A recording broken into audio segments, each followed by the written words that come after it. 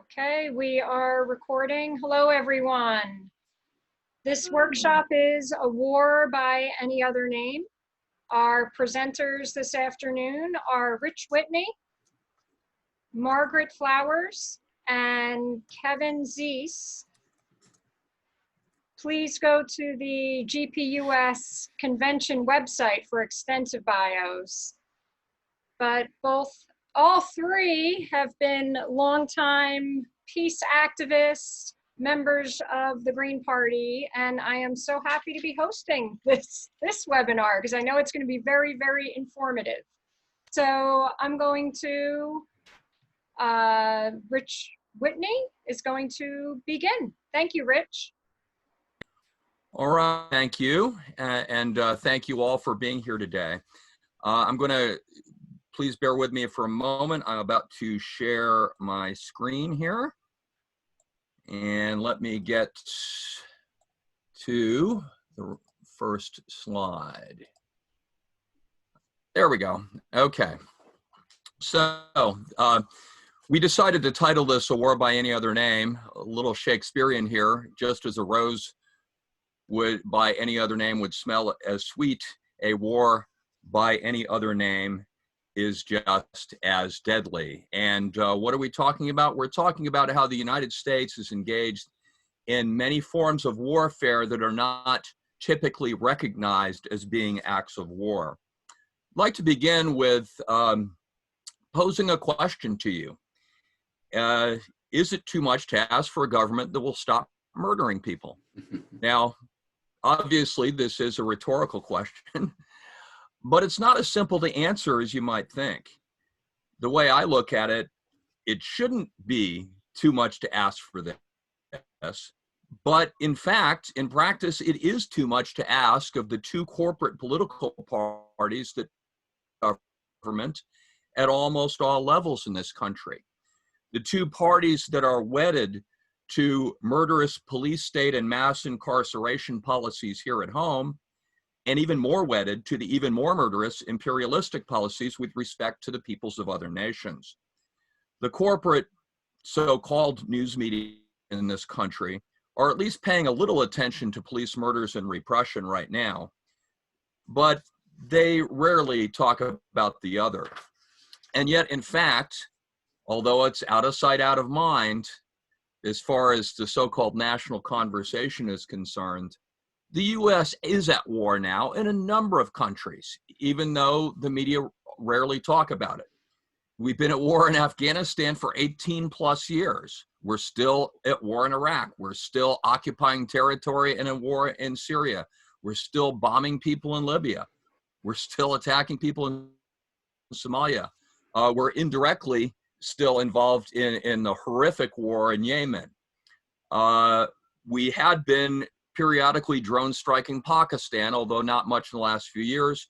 And meanwhile, we're illegally trying to overthrow sovereign governments in numerous other countries, imposing illegal economic sanctions against at least 39 countries, and engaging in reckless military brinksmanship with Russia and China. That includes the coup in Ukraine that was engineered a few years ago, arming Poland, putting more arms in Ukraine, etc., and other acts of reckless brinksmanship. Now, it's important to bear in mind, and probably most of you on this call do recognize this, but it bears repeating. Just because the corporate media rarely report on wars doesn't mean that they aren't happening. And, you know, use as an example, how many people in the general public even know that the U.S. is at war in Somalia? You just never hear about it on the so-called news. And yet, the people of Somalia now. Incidentally, I meant to do this earlier. Little trigger warning, I do have a few graphic slides because, frankly, we need to see a little bit about the horrors of war because we're not seeing it at the current time. Now, one of the reasons why the wars are less visible now, besides the corporate media role, is the fact that U.S. military deaths have gone way down. And this is part of what we mean by war by another name. If you look, I don't know if you can see my my mouse there, but Vietnam War, official military deaths due to combat were over 47,000. The original war in Afghanistan, 1800, so-called Operation Iraqi Freedom, with apologies to George Orwell, 3,481. But if you, after 2010, roughly, if you look at the totals, there have been, you know, what President Obama called, oh, we're not going to have boots on the ground. Well, he did kind of keep that promise with a lot of the interventions on his watch. But look at this. I mean, there haven't been many U.S. military deaths. There have been basically in all of these conflicts less than 150. This incidentally kind of exposes the falsehood regarding the so-called Russian bounty placed to kill on American servicemen and women in Afghanistan. That would get us into a whole nother topic maybe we can get into a little bit about. But, you know, if they were paying a bounty, boy, they sure weren't paying enough, because clearly it hasn't had any impact.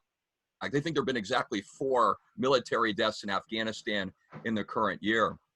But if we look at the targets of these wars, the human cost is absolutely staggering. Just give a couple of examples here.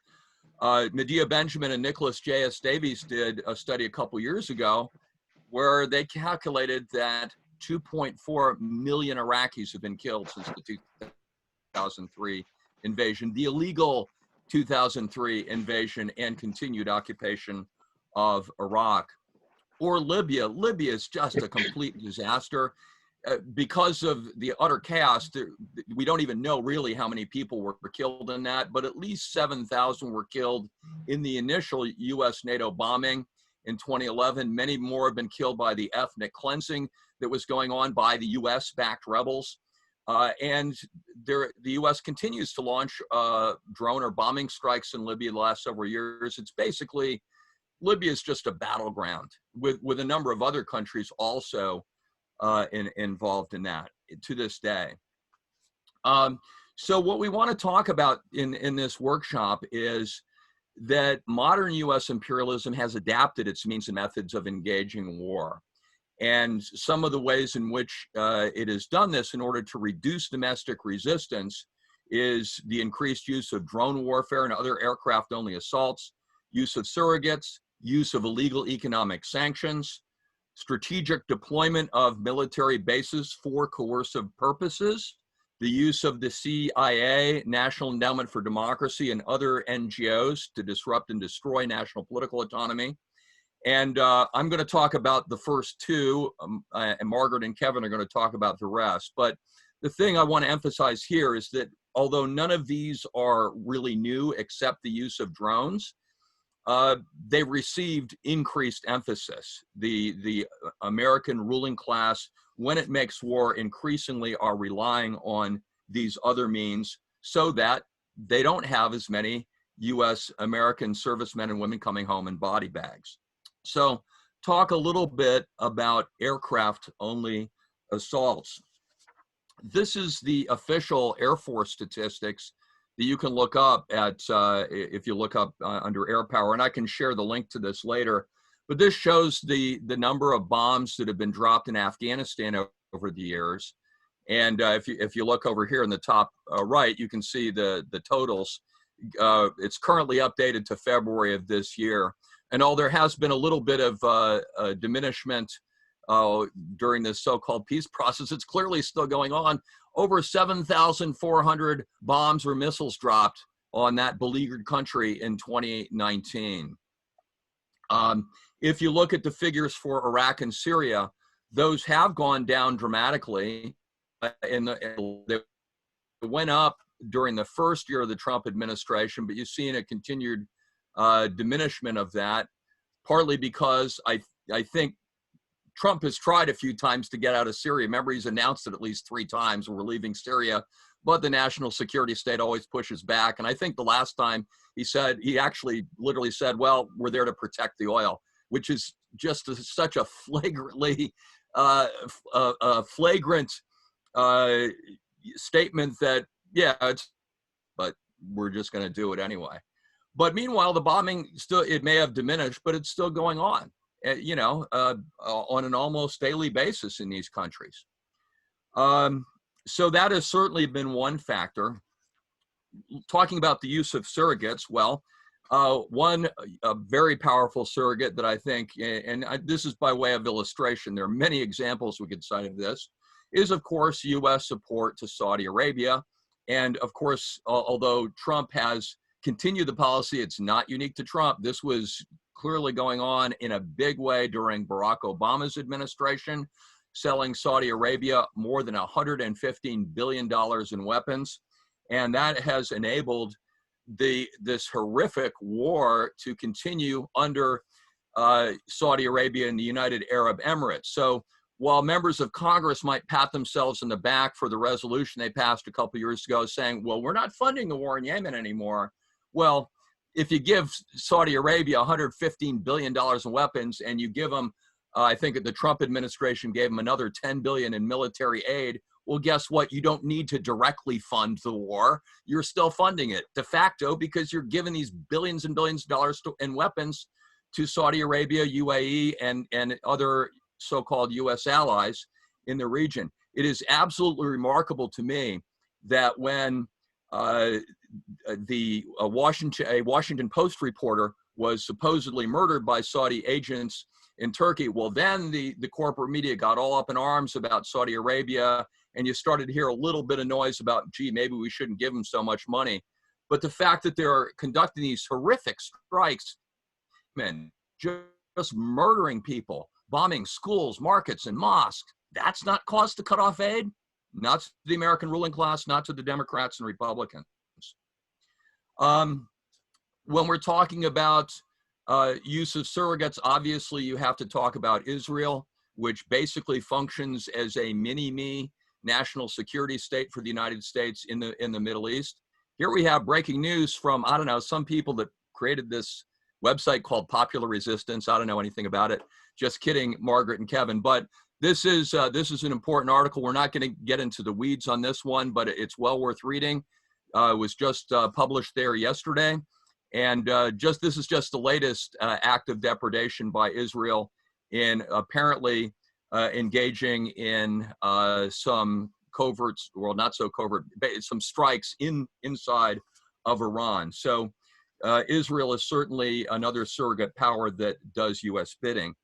And then when you talk about surrogates, you also want to talk about the use of mercenaries, private contractor armies, and things of that nature. I want to call attention to this article at the Gray Zone Project, grayzone.com, or thegrayzone.com, I think it is. And this is a really good article by Alan McLeod talking about,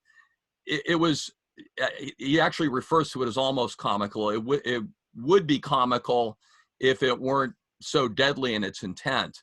But this was like, almost a farcical repeat of the Bay of Pigs attack on Cuba.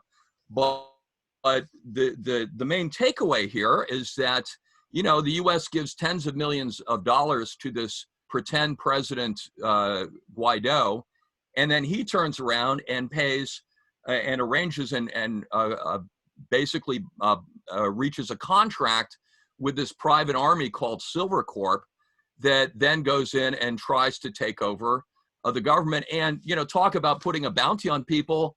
They put a bounty on Nicolas Maduro and others in the administration and basically said, you have license to go in to Venezuela and just start killing anyone who you think is a supporter of the Venezuelan government, the sovereign elected Venezuelan government. So the utter hypocrisy of the ruling class talking about this mythical Russia paying this bounty when the United States is actually paying a surrogate to kill people in a sovereign nation of Venezuela is just mind-boggling. And it's just one illustration. Obviously, when you're talking about mercenaries, you also have the role of, they keep changing the name, but Zeese, it used to be called Blackwater, that was played a very major role in the occupation of Iraq and caused a number of problems there. But yeah, war has been privatized to a large degree, And this is another way in which the United States has been able to minimize official U.S. casualties in order to get people in this country to not care as much about war, or to keep it invisible to the American people, but the wars do go on.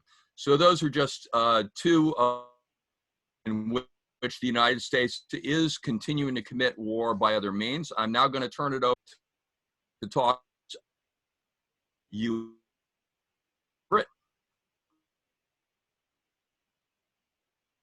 Hey, thank you so much for putting part of it. Who's participating? Comments that wisdom to keep using the. Start out by talking about sanctions, and sanctions in reality as a punishment. We commonly call sanctions in the United States are not actually sanctions at all. They never went through a process. It's just the United States deciding to take these actions against other countries. And so the technical term for what the United States is doing is called unilateral coercive economic measures. And they're actually not lawful, which I'll get into later on. They're not really designed to stop any sort of unlawful action. What they're designed to do is impose regime change, create a situation where the country is unstable, there's chaos, or there's mass death or starvation, we'll get into, and to its knees, or as we heard in Chile, the United States saying that they wanted to overthrow. Okay. United Nations likens these unilateral coercive measures to, he calls them a medieval siege of a town to force surrender. And that's what the United States is trying to do to other countries. So what are some types of sanctions? The United States can put out sanctions that stop banks from doing financial transactions with a country or providing credit to that country. They can freeze a country's assets. They can steal the assets. When it comes to Venezuela, the United States literally gave the Venezuelan oil company Citgo over to the coup supporters, Juan Guaido and his people. We're now in a situation where Venezuela has $1.2 billion worth of gold in the Bank of England, and they've asked for that so they can make a purchase through the United Nations for food and medicine. And the Bank of England is refusing to give that, and the court in England sided with that and said that Venezuela didn't have the right to its own gold. We also see, forbidding certain business transactions or blocking them. Again, Venezuela, a country that I'm very familiar with, earlier this spring, Venezuela bought 5 tankers worth of oil and supplies from Iran, and the United States, which has its largest deployment of US military in the area around Venezuela that we've seen in 30 years, threatened to blockade those tankers from reaching Venezuela. Fortunately, Iran didn't back down. Venezuelan military escorted those tankers through Venezuelan waters, and there was not an incident. But now with the next order, the United States actually got a court order saying that it has the right to forfeit the stuff that's on the Iranian tankers that will be coming in. There's also bans on trade and travel, and another thing that the United States does, which are called secondary sanctions, is we threaten corporations and countries from doing business and say that we will sanction you if you do business with such and such a country. So there's the impact of the sanctions. The biggest impact in some countries, if we look at Cuba, has been under blockade now since the Cuban Revolution. Same thing with Iran, ever since 1979, when the Iranians overthrew the US-backed Shah. The United States started imposing sanctions against them. Same thing with Zimbabwe, very long-term sanctions. Big impact is that they limit the country's ability to purchase necessities like food and medications and basic supplies, equipment, parts that they need to keep their infrastructure running. And the United States says, oh, our sanctions don't impact food and medicines and necessities like that. But the reality is they do, because countries and companies refuse to do business with sanctioned countries because they're afraid of what the United States might do to them in retaliation. In addition to that, just getting supplies to those countries is very difficult because you need certain insurances and things like that in order to ship products, and the insurance companies don't want to have anything to do with insuring, shipments that are going to sanctioned countries. It has a big impact on shutting down industry and agriculture. So when we were in Venezuela last year, they reported to us that they had previously been one of the biggest pharmaceutical manufacturers in Latin America. And because they weren't able to get the precursors to produce the medications, they had an 84% deficit of medications in Venezuela. They had public ads on TV saying, if you have some extra of this medicine, somebody needs it here, you can call them, trying to make sure that people could get what they need. It also weakens the infrastructure when things break down in the power structure or the water or transportation sectors. It makes it very hard for them to repair 2 elevators out of 6 that are running because they're keeping the other 4 for spare parts. Or there were electrical attacks in Venezuela against the infrastructure, and getting the parts to repair those is difficult. Same thing with the oil industry. And that was a big part of the Iranian tankers, is that Venezuelan, their refineries have not been able to run properly because they don't have the parts to keep them running. And the Iranian tankers were bringing those parts to get their oil running again. They also really limit the income of those countries. So in 2017, when President Trump imposed sanctions on Venezuela, not allowing them to get credit and things like that, it actually caused a $6 billion loss in their oil exports. The United States also, in the 2019, I think it was, executive order, stopped purchasing oil from Venezuela. We were one of the biggest purchasers of oil from them. So it has a real economic impact. North Korea has outlined this. Cuba has put out reports of the trillions of dollars they've lost over the years in income. And I mentioned that these are not legal. So the United Nations Charter basically says that in order for there to be a sanction imposed on a country, it has to go through the United Nations Security Council. There has to be that legal process. And so what the United States is doing through these unilateral coercive measures violates that United Nations Charter. But it also violates the Charter of the Organization of American States. It violates various covenants against civil and political rights. It violates the Vienna Convention. So it violates international law. The International Court of Justice of the United Nations is the court that hears these cases, and they actually ruled a few years ago that these sanctions impacting Iran, amounting to about $2 billion, were not legal, but unfortunately they don't have the enforcement mechanism to enforce that decision. But at least they made that decision.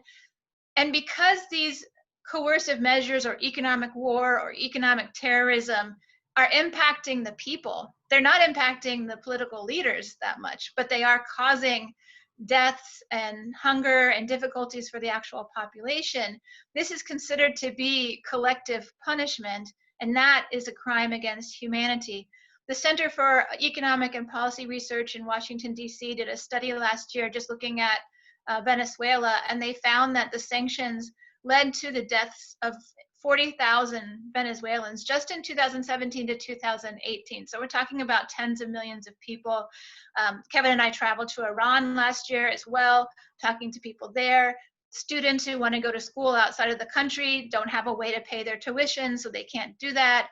Patients who have serious illnesses like cancer can't get their medication. So this is really impacting the people. That's a crime against humanity. And Venezuela has filed a case against the United States in the International Criminal Court, saying our economic measures are crimes against humanity. So what countries are sanctioned? It's over 30 countries right now that the United States has imposed these unilateral measures on. It's about a third of the world population. Looking at kind of the Asian Pacific and West Asia, some of the countries are China, Afghanistan, Laos, Myanmar, North Korea, Sri Lanka, Kyrgyzstan, Fiji, Lebanon, Yemen, Iran, Iraq, Palestine, Syria, Belarus, Cyprus, also in the European region, Belarus, Crimea, Russia is impacted. Many African countries, so Burundi, Central African Republic, Ivory Coast, the Democratic Republic of the Congo, Eritrea, Liberia, Libya, Rwanda, Somalia, Sudan, South Sudan, Zimbabwe, and then in the Latin America area, impacting Cuba, Venezuela, Haiti, and Nicaragua. So a lot of countries that are directly impacted. A third of the world's population is facing these economic warfare measures designed to hurt them. So a number of organizations in the United States came together last year. We created a coalition called Sanctions Kill. You can check out the website at sanctionskill.org. We help coordinate national and international days of action. We also do educational webinars. There's a number of webinars that you can see on the homepage that we did recently with political representatives, ambassadors and diplomats from the impacted countries, so we could hear directly from them what they're experiencing. We also, through Popular Resistance and the Embassy Protection Collective, have a webinar coming up this next Thursday involving 21 representatives of social movements in Venezuela, plus representatives of United States social movements, talking about US imperialism and its impacts and what we can do to build solidarity to stop that. I've also been asked to talk about military bases, and I only have about a minute or a couple minutes for that. So David Vine does really great work on this and has a book called Base Nation. But the United States has over 800 bases around the world. Compare that, and those are in 80 countries. Compare that to Russia, which has 10, China, which has 1 exterior base. The United States has 95% of the military bases around the world. And then if you consider our floating military bases, our naval aircraft carriers, we have 19 of those and plans to build more of those. We have a military presence in over 170 countries. Vijay Prashad estimates that it's 183 countries that we have a military presence in.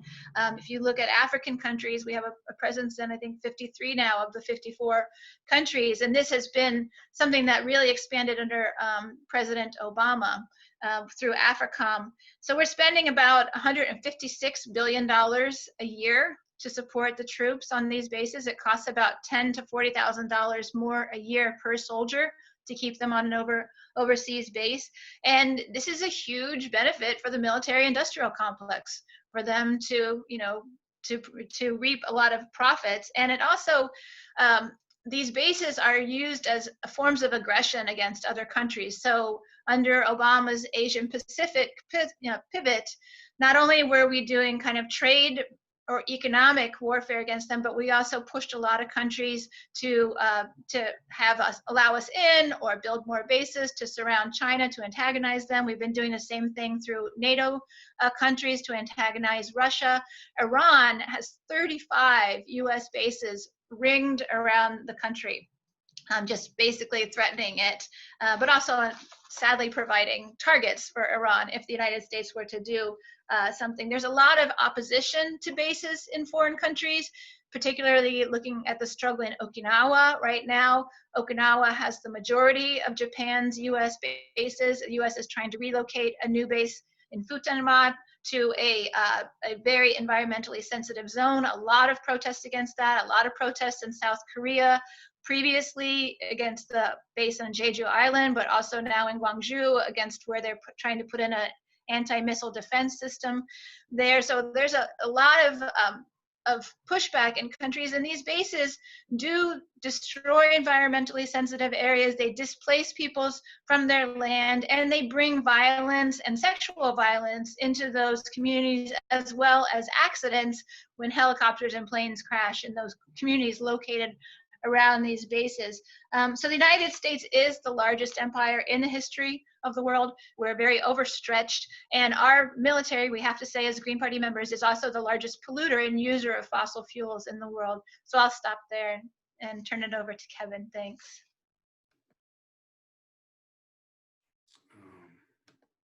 Thank you very much. Thanks both Rich and Margaret, great presentations, and thank you all for being here. I'm glad to see such a good turnout for this.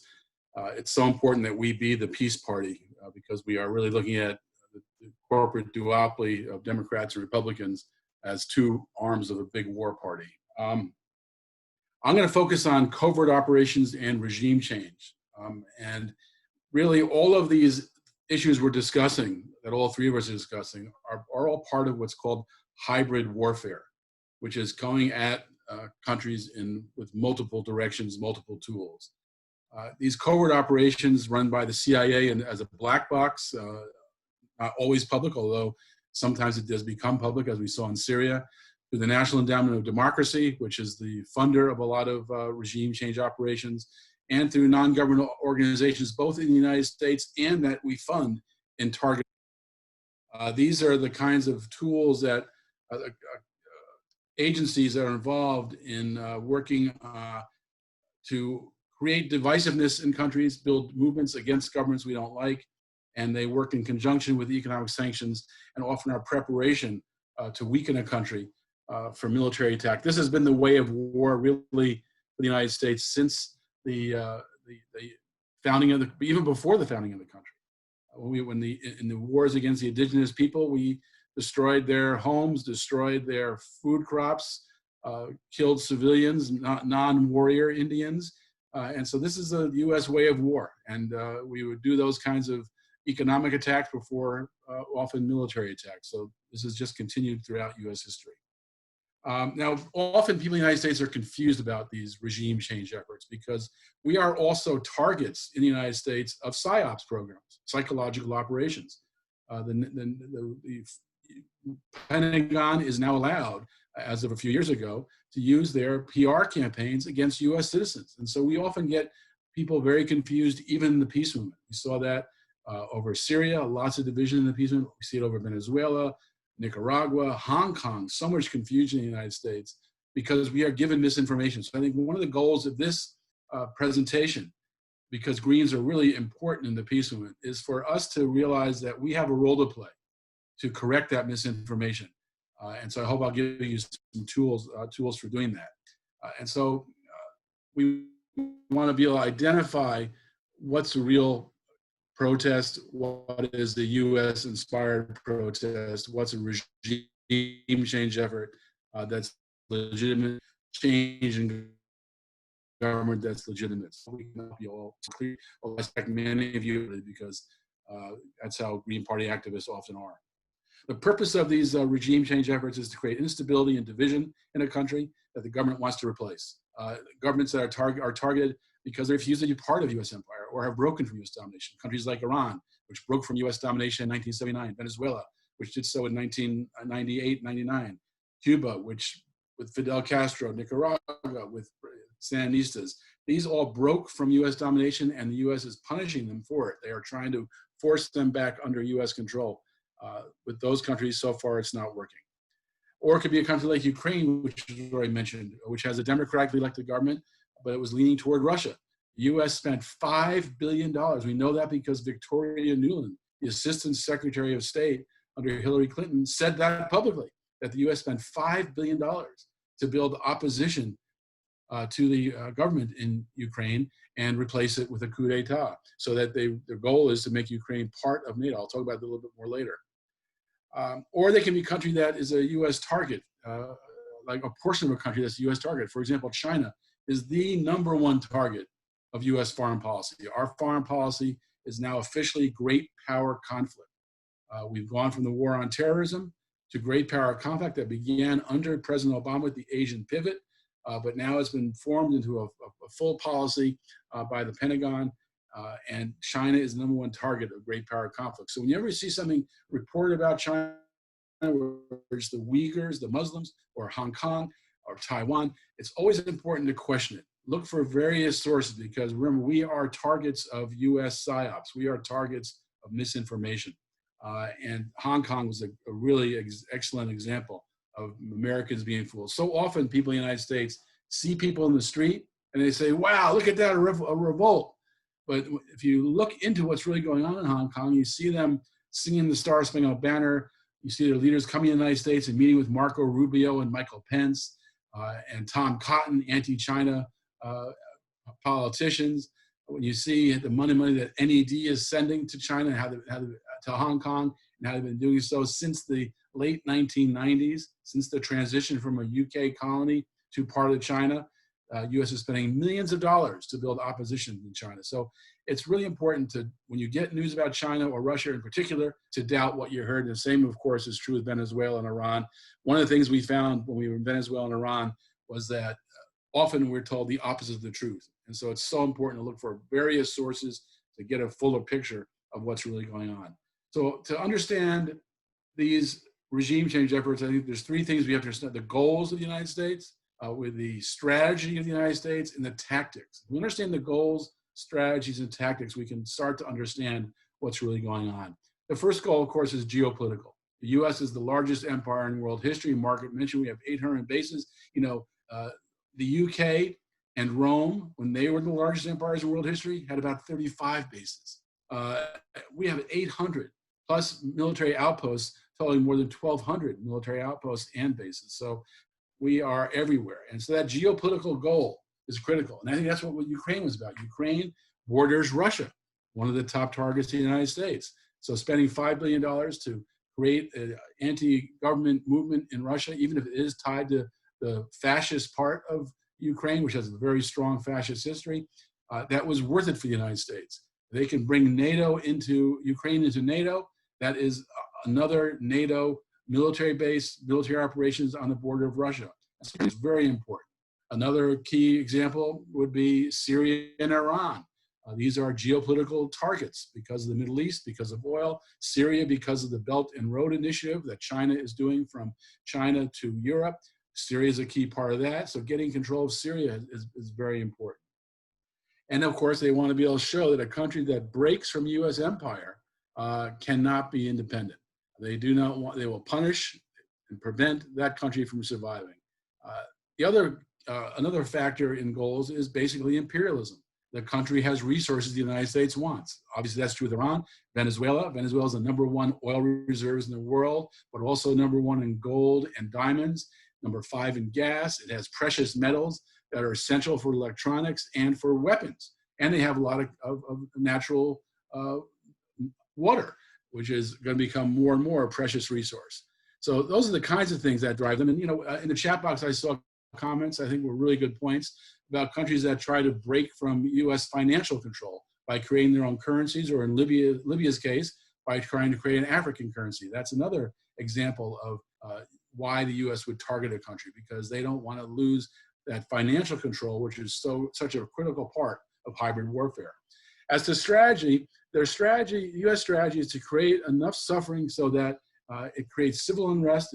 It's intolerable. The government's blamed for incompetence, and people push to change the government. It doesn't always work. In fact, it rarely works. Often it has the actual reverse effect. It rallies people around their government because they know that the U.S. is under attack.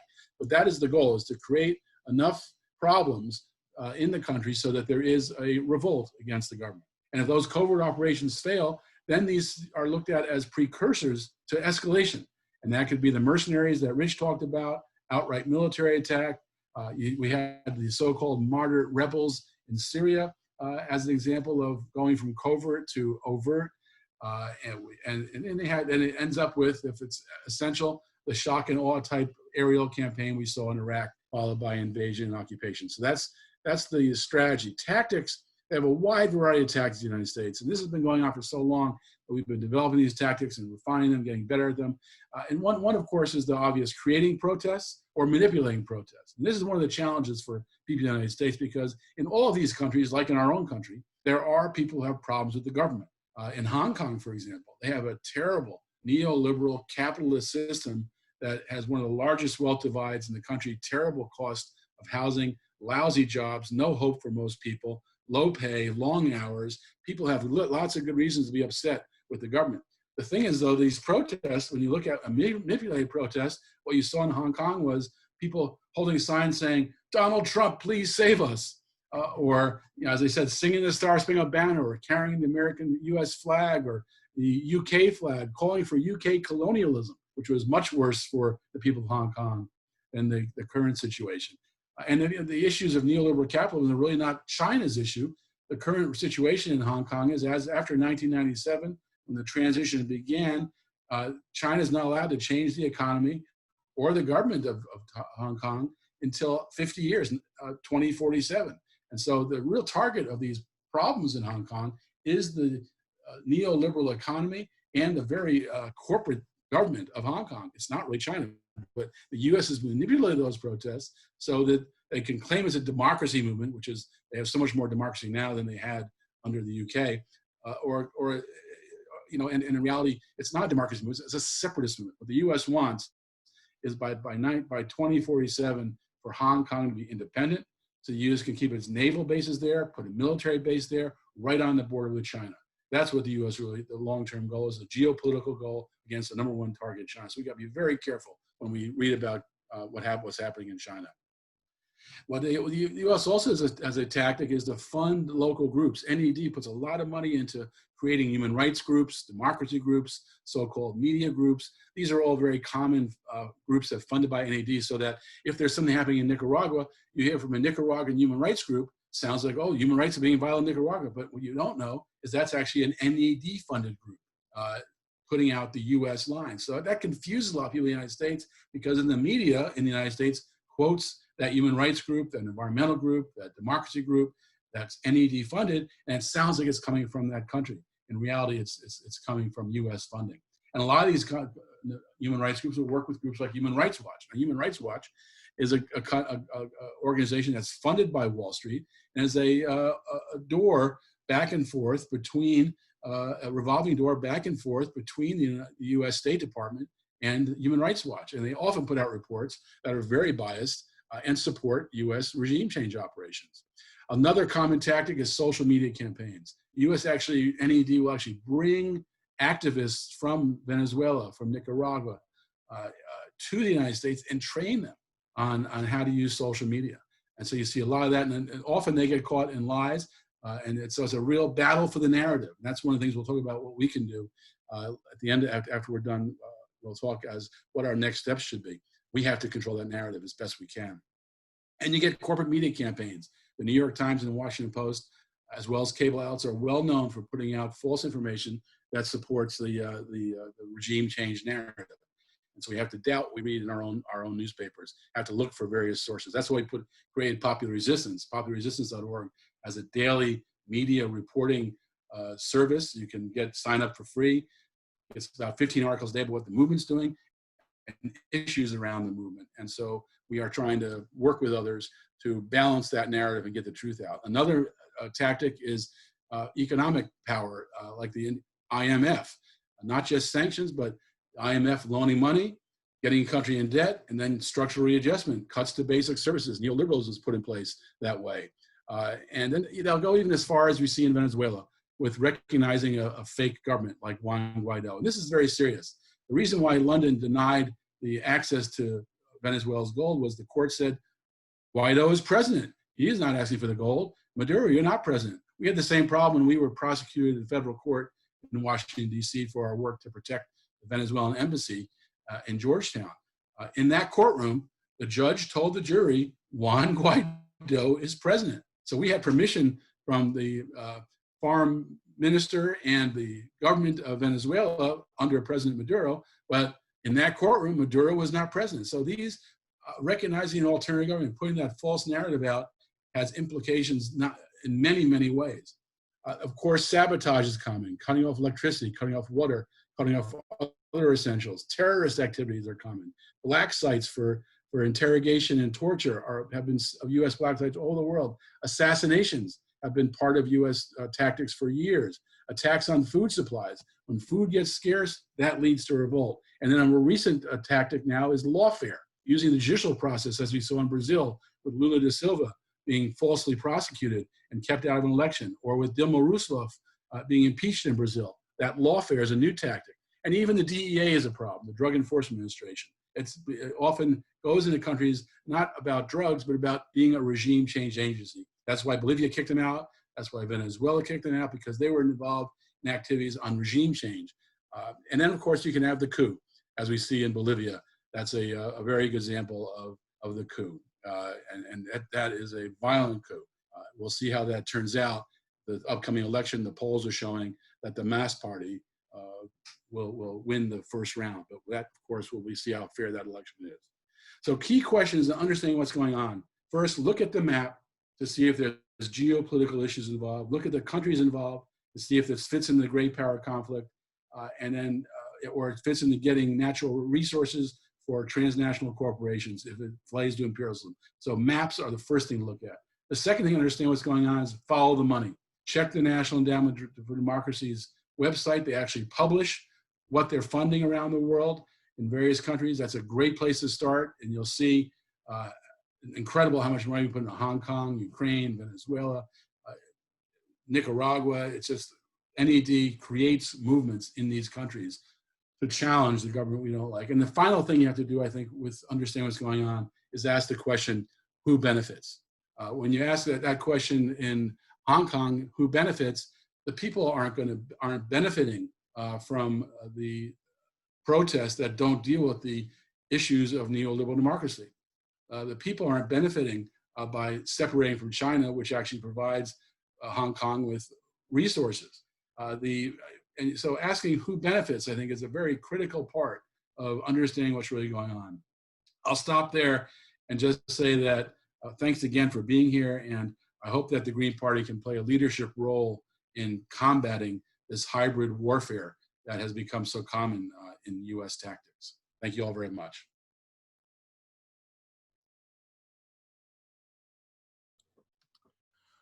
Okay, at this time, we're going to move into just a brief panel discussion of what are some of the takeaways from this with myself, Margaret, and Kevin. And then we're going to go into Q&A. So I don't know which of the three of us, we don't have this over rehearsed, which of the three of us wants to go first. But I'd kind of like to start with sharing something. I want to make sure that we include this. I'm going to go back to share screen for just a moment, if you'll bear with me. There we go. Okay. Whoops, that's not it. Hold on. Oh, real quick, this map, we talked about, you know, the US empire. I think this map actually probably understates all the countries where the US has a military presence. Probably almost all of Africa really should be colored purple there, or pink purple today. But this still gives you some illustration of what these bases in their totality look like. What I wanted to, my takeaway, and I'll try to do this very quickly, is that because the corporate media largely ignore or distort the crimes against peace, and that's what they are. These violate the Nuremberg Charter, right? These acts, these are crimes against peace that the US is committing all over the world. It's very important for us in the Green Party to educate ourselves and help get the word out and educate others. There's no shortcuts for it because, you know, we have these organizations that are fighting for peace. We have to make people aware of these and make people aware of the good fight that is being fought. So when people say, oh, there's no peace movement in the US, that's not true. It's just ignored by the corporate media as well. These are just some of the organizations that are struggling for peace, struggling to change US foreign policy. This presentation is being recorded, so you can go back and copy these down later if you will. I also wanted to call attention to the Green Party Peace Action Committee, of which we are a member, and I see some other Green Party Peace Action Committee folks here. We have, down at the lower right there, we have peace pledges. Anyone who's involved in a Green Party campaign, obviously the candidate, but if you're working on a campaign, make sure your candidates are aware of these peace pledges. We have them for President, US House, US Senate, and even state and local offices, because even though state and local office holders are limited in what they could do about foreign policy, there are still some concrete steps they can take. And if you go to these peace pledges, you can see, you know, this is what we want our candidates to stand for, and there are links there to that are also informative and help educate. Along the same lines, shout out to the Black Alliance for Peace. They are doing some very good work, and they also have a candidate pledge that is similar, but it includes some other aspects that are not included in the peace action pledge, including the ties between militarism and domestic police repression, which also obviously is something that Greens need to be shouting to the world about. So I wanted to recognize that and check that out. And then, because the corporate media aren't telling us the story, we have to get out. You know, we're dealing with a new McCarthyism in this country right now, with groups like the Atlantic Council and the German Marshall Fund and others being hired by Facebook and the social media platforms. They don't like people talking to each other horizontally and informing each other. There is repression. A lot of these sites that you see here have been deplatformed or otherwise been restricted by on Google searches and in other ways being repressed, so that when they share information, it's not disseminated as effectively. That means that we have to make sure that we go to these sites and help propagate them. It has to be, we have to try to fight the McCarthyism that we're dealing with. You know, these are some of the sources that actually, this is where real journalism is taking place, right, on some of these. And I'm sure Kevin and Margaret could cite some others, but, and I wanted to include and shout out to Popular Resistance and the great and tireless work that Kevin and Margaret have been doing over the years. That is one of the sources listed. It's great. They have a lot of information there. This is one of the ways in which we can overcome this, right? And try to challenge the ruling class narrative that we're being fed, and more importantly, what we're not being told. That's, you know, that's part of what is going on here. Also, just really quickly, for candidates, it's important to do opposition research. You want to find out what the Democratic or Republican incumbent has been up to, what they voted for, which is almost always going to be pro-war stuff. These are just a few places you can go to look at and find that information. So I guess that's my main takeaway. There's obviously a lot more to talk about, limited time, but the thing that I would like to stress is that because the corporate media do not cover these things except to distort or divide or confuse, it's very important that we go to the real journalists who are doing the real exposés, like Popular Resistance and some of the other ones that I'm sharing here. So with that, I'll turn it over to Margaret or Kevin for their takeaways. I think I'll go next because Kevin is really good at wrapping up and mopping up everything I don't say. So thank you, Rich. I want to make a few points. I mean, one is that one of the reasons that I am active in anti-war and peace movements is that I believe that as a person who's a citizen of empire, I have a particular responsibility to do what I can to try to stop U.S. imperialism, to stop this U.S. aggression. And so I think that we as people in the United States really have that special responsibility to everyone else around the world to do what we can to change things. I also think that it's important to think about how what the United States does abroad impacts us directly. A country that is willing to attack recklessly and based on lies Black and brown people all over the world, of course, is going to attack Black and brown people.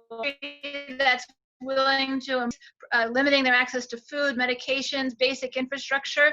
We see the same thing happening here with the reduction of support for food programs, with the failure, lack of having a universal healthcare system, with a for-profit pharma industry that makes medications out of reach. So all of these things, are if we allow our government to do them abroad, we can also expect that they're going to do them to us too. And I think that's an important way.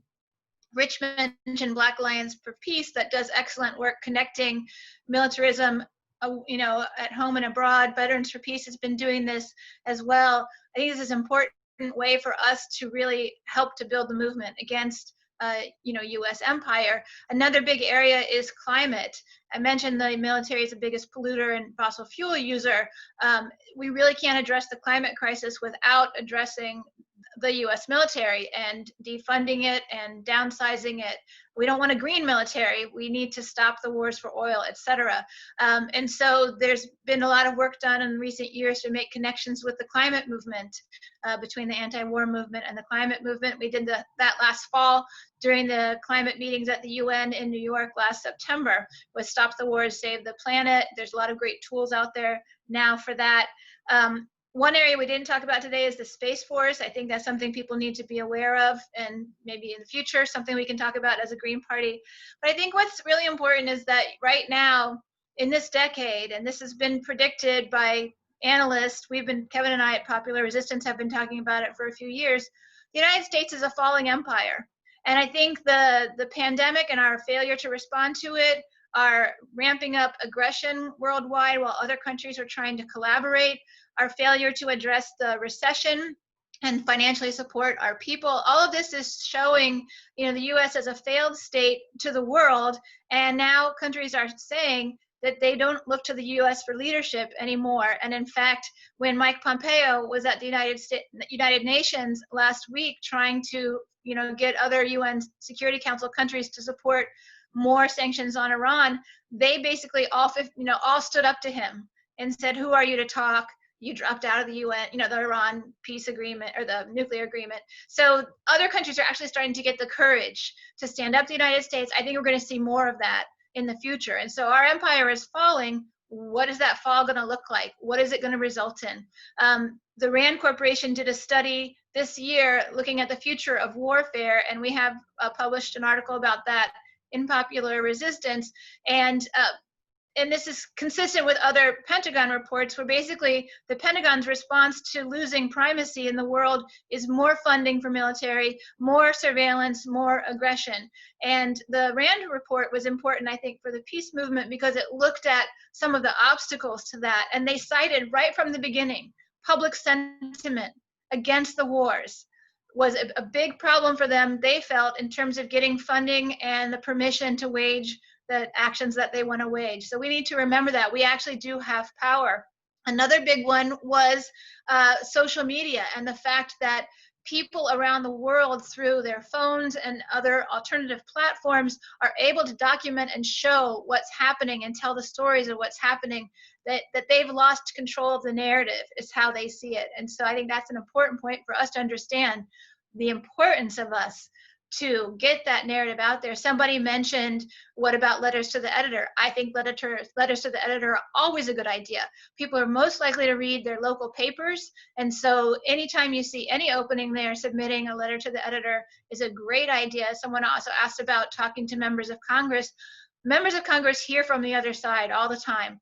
When it comes to Venezuela, they all hear from this Venezuelan diaspora, which is anti-socialist, wealthy, predominantly European in descent and racist, and they're the ones in there saying, "Oh, poor Venezuela." We need to be in there and bring other Venezuelans in to actually tell the truth to our members of Congress and educate them about what's happening.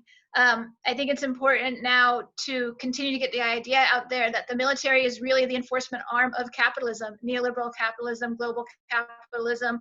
There's a growing sentiment against that, and people understand it here at home, how poor and Black and brown communities are occupied by law enforcement so that they don't disrupt the rich communities. That's the same thing that we're doing all around the world. We have a strong war culture in the United States. If you look for it, you'll see it. A lot of times we've just been raised in it, so it's like a fish swimming in water. You don't see it until it's pointed out to you that you're in water. We see war culture from the clothing that children wear, the toys they play with, the television, the movies, and it's all around us, the way we, lionize people who are in the military. So we have to confront all of this. And we have to put forward a vision of what we want to see differently. And I think that's where the Green Party is so important, because we have a bilateral war machine, and the Green Party is an anti-war party. We put forward a path to an alternative foreign policy, one that's based on respect for international law, diplomacy instead of conflict, and an eco-socialist world that would actually lift people up around the world. And we're internationalists, so I think that's really important. It's important to build that international solidarity as well. And so I'll stop there and leave time for questions and turn it over to Kevin. I'll be brief. I just want to make 2 points because I want to get to questions. It builds on what both Rich and Margaret have said. One is movement of movements. At Popular Resistance, we believe in the way to victory on issues. We've seen this over and over in campaigns that we've run on issues like the Trans-Pacific Partnership and others, is you have to build a movement of movements. We see the fronts of struggle are being economic, racial, and environmental justice, as well as peace and anti-imperialism. And the issues we're talking about today with regard to this hybrid warfare impact economic, racial, and environmental justice.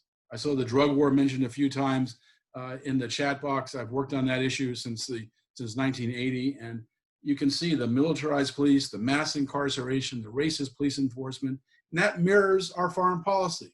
And I think with this current uprising against police violence, the response of militarized police has brought home that issue. So the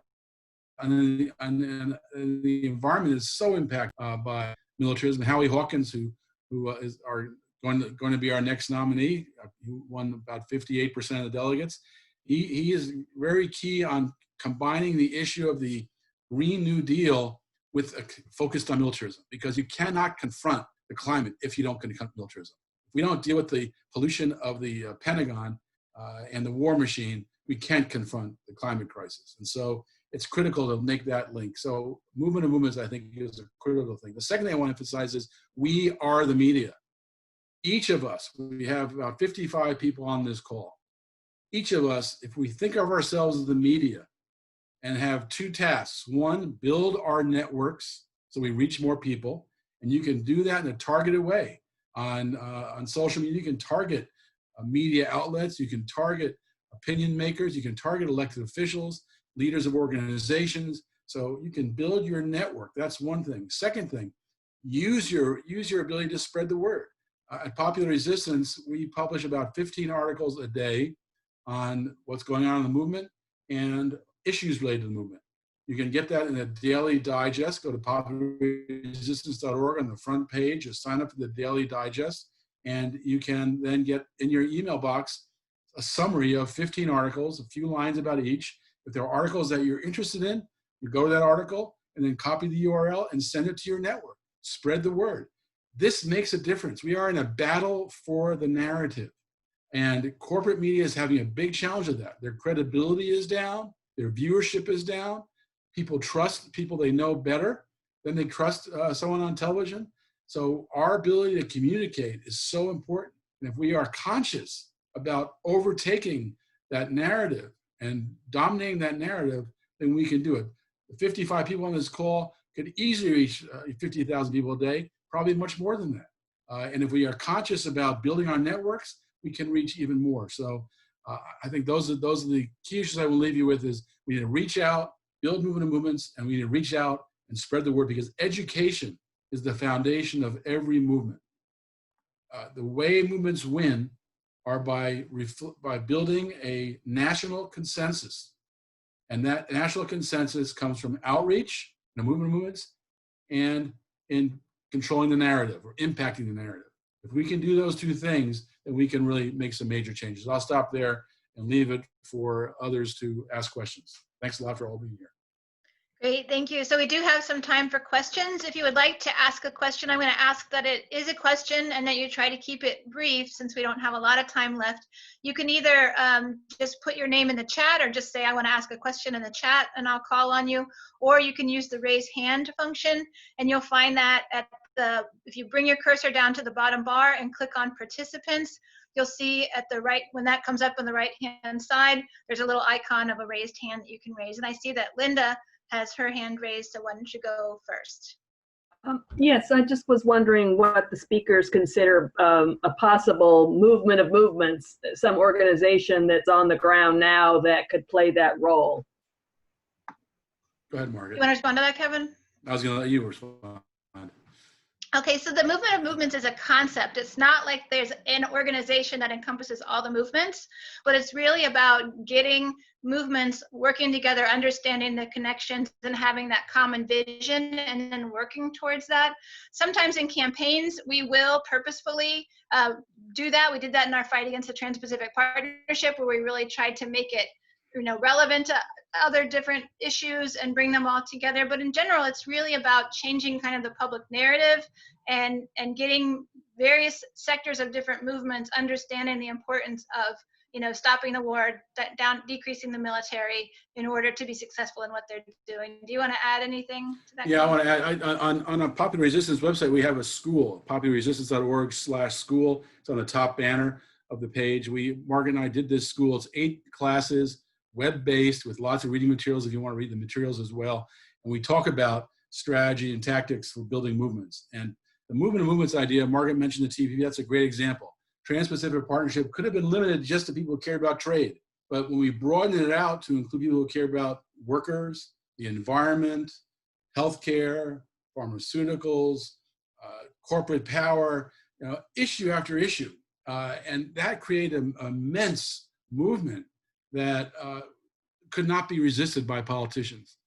Even Hillary Clinton, who was in the administration negotiating the TPP, had to come out against it. Even the Ohio Senator, Portman, who was the former U.S. trade representative for George Bush, came out against the TPP. Donald Trump used the TPP to his advantage in the campaign. And so we created a movement that created national consensus that showed itself, and then had a small percentage of people who were active in showing what that movement wanted. I think that's the perfect, and that was a 6-year campaign. We have a bunch more questions, Kevin. And oh, sorry, go ahead. So ahead. I want to go next to Chris. I won't go through all 6 years. Chris, thank you so much. Yeah, thank you so much. So my question is, how do we as a party, two-part, increase our name recognition?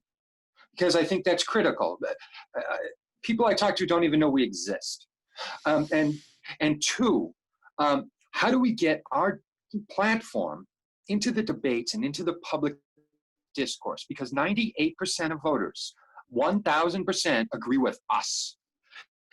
They know the Democrats and Republicans are in bed together. How do we do that? Please, everybody, how can we do that? That's my question for everyone. Let's let Rich go with this one. Go ahead, Rich.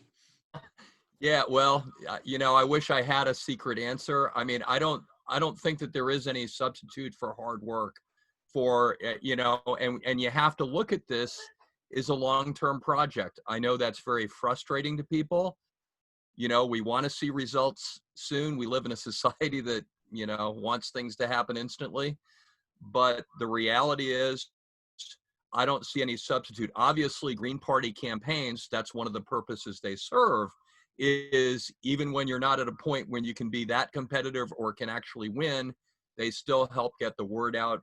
They still help raise the consciousness, getting those names on the ballot. All of those things play a role. I mean, if I knew a secret answer to that question, we might be there already. But unfortunately, I don't know of any shortcuts. I'm sorry, I don't want to step over your words, but there's so much energy between Black Lives and Sunrise Movement that now is the time. So many of us have been in this fight for decades, and it's hitting our head against a wall, and it's preaching to a choir. This is the year we need to put forth a message. We can't wait till 2024 when people know us better. That's my concern. And I'll mute myself for the rest of the call. I'm sorry. I wanted to just point out that the Green Party does impact the political narrative.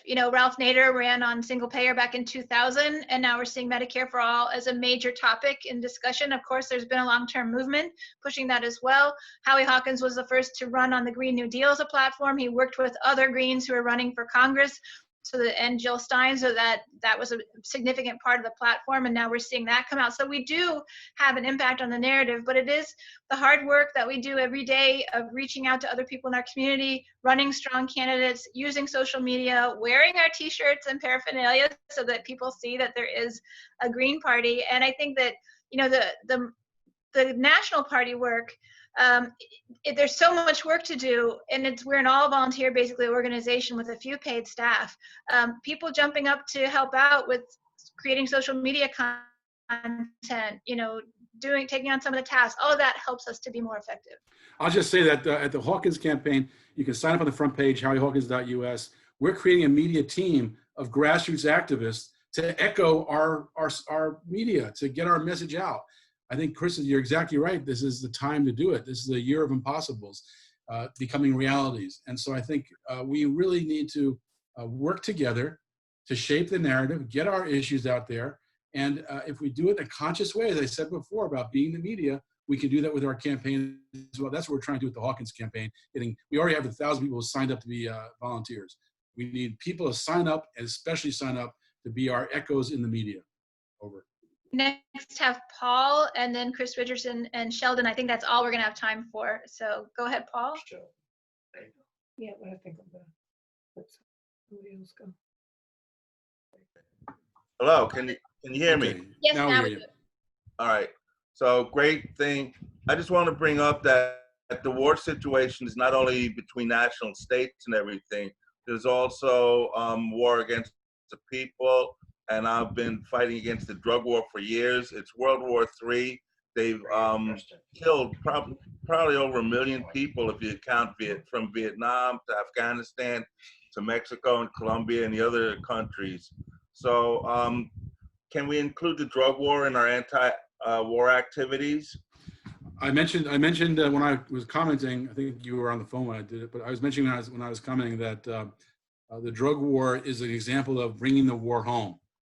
That we see these mass arrests, mass incarceration, militarized police, racist police enforcement.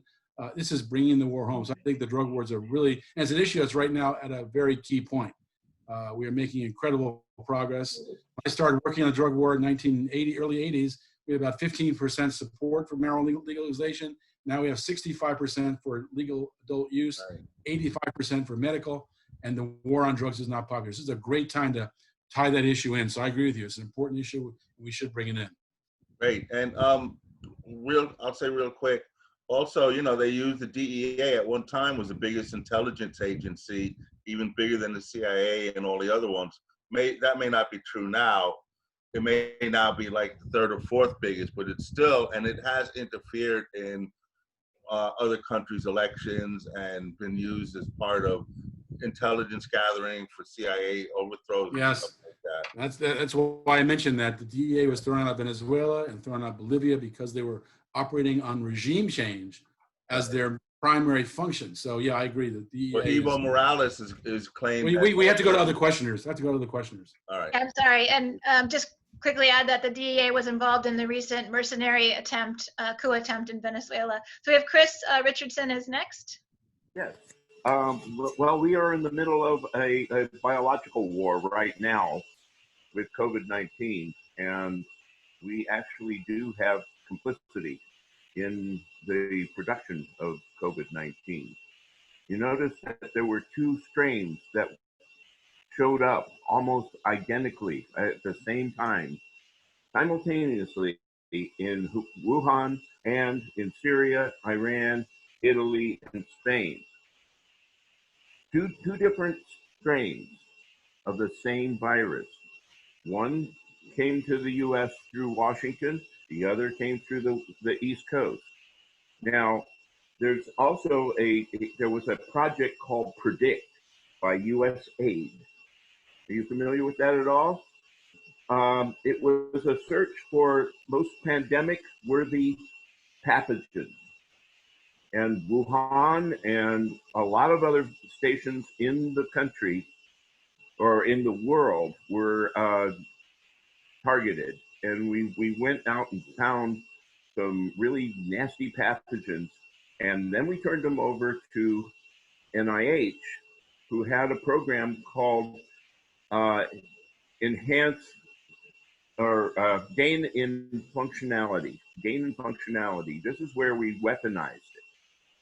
And then we store those at Fort Detrick. And last year, the CDC closed Fort Detrick because the inventory did not match what the pathogens that they had on hand. And that was right before it showed up in Wuhan and in Eastern Europe. I'm going to put my doctor hat on for a second, if I can, to respond to that. And, you know, it's not unusual for viruses to mutate and for there to be Oh, different. no, no problem with that. But the same strain is showing up in all 4 of those locations. That's And not it's primarily because they want to get off of the petrodollar. And we don't want that.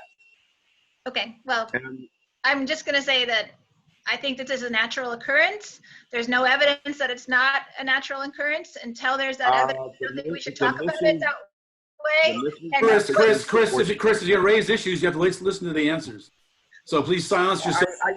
I'm a biologist. I know the answer. I'll let you answer your own thing. All right, let's go to the next question.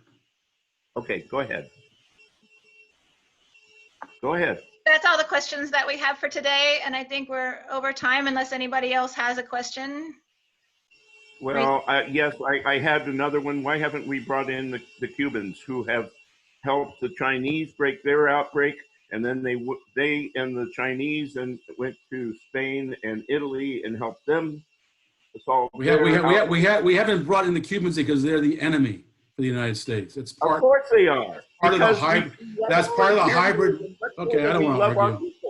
Thank you all very much for coming. I'm going to head out now. I got other things to do. I appreciate everybody's time. Thank you all. You bet. Thanks, everyone. Thanks, everyone. Appreciate it. And this will be available as a video. People can go back and watch and share it out there. Yes. See you this weekend. Mm-hmm. All right. Party power. Cheers.